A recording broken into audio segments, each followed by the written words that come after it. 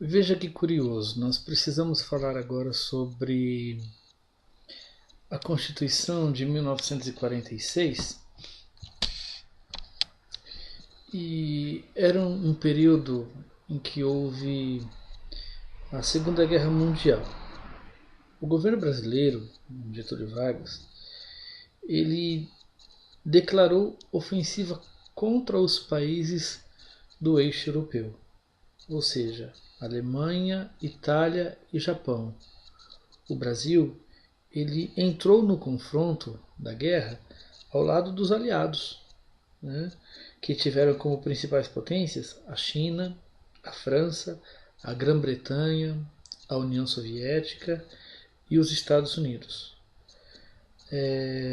Ou seja, o marco histórico disso tudo, na, na situação brasileira, no quadro brasileiro, é a criação em 1943 da FEB, da Força Expedicionária Brasileira, que iria justamente, ao lado dos aliados, lutar contra o poder, né, eu diria até mesmo uma ideologia fascista, nazifascista daqueles países.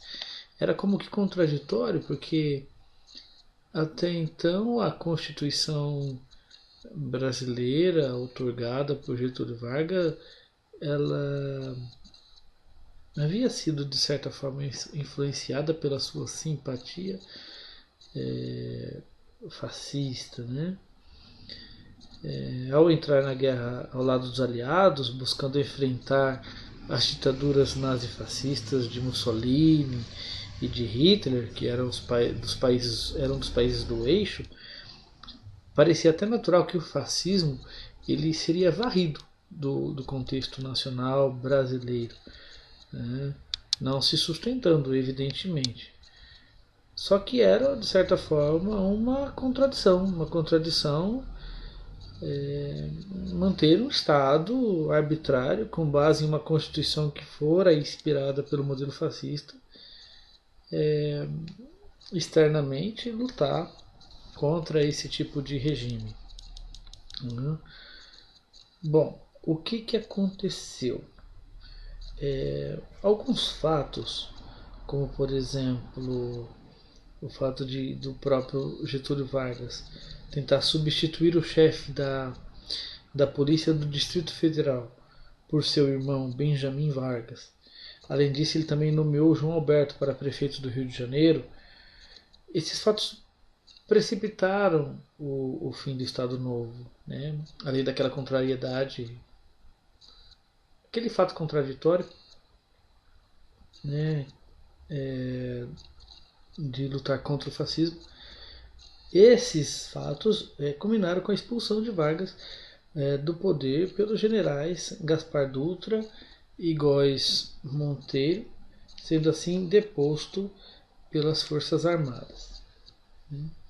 Bom, uma vez que Getúlio Vargas havia sido deposto pelas Forças Armadas, o executivo passou a ser exercido pelo então presidente do Supremo Tribunal Federal, o ministro José Linhares, que governou de 29 de outubro de 1945 até 31 de janeiro de 1946, quando assumiria por voto direto e até com mais de 55% da aprovação dos eleitores o general Gaspar Dutra como novo presidente da República. A partir de então, uma nova Assembleia Constituinte foi instalada logo em 1º de fevereiro do ano de 46, né? Vindo o texto a ser promulgado em 18 de nove de 46. E aqui a gente volta a falar da redemocratização do país, né? Que repudiava o Estado totalitário que estava em vigência desde 1930. Bom, esse texto novo dessa nova Constituição buscou inspirações em ideias liberais da Constituição de 1891 e nas ideias sociais também da Constituição de 1934.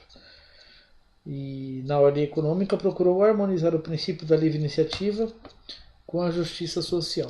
Vamos agora às principais características desta Constituição de 1946. Pois bem, a Assembleia Constituinte, eleita em dezembro de 45 e instalada, como já dissemos, em 2 de fevereiro de 46, ela não partiu de um anteprojeto vindo de fora, mas foi formada uma grande comissão que adotou o texto base, como já dissemos também, da Constituição de 34 e até alguns pontos da de 1891, tendo sido aprovada como a 4ª Constituição Republicana. Então, a Constituição de 46 ela é considerada a 4ª Constituição Republicana. Bom, essa Constituição ela teve pontos negativos e, evidentemente, os positivos, né? Negativos e positivos. Vamos primeiro aos pontos positivos desta Constituição de 46. Positivos: uma melhor distribuição de competências entre a União, os estados e os municípios, a fixação de diretrizes gerais de ordem econômica ou educacional, avanço nas questões de direitos políticos e sociais, liberdade de crença e culto, e as liberdades e garantias individuais não poderiam ser cortadas por qualquer poder autoritário. Esses são os pontos positivos.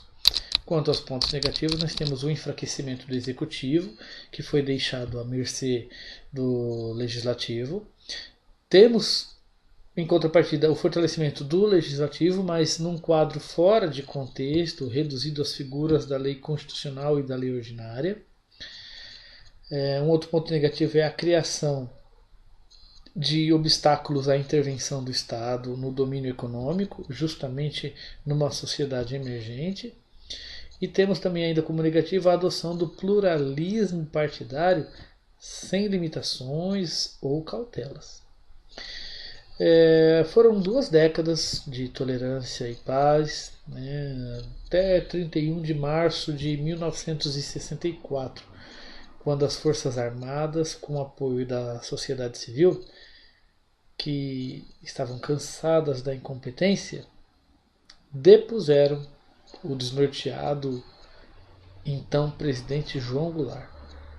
Surge então a partir daí o regime autoritário. Veremos no próximo vídeo.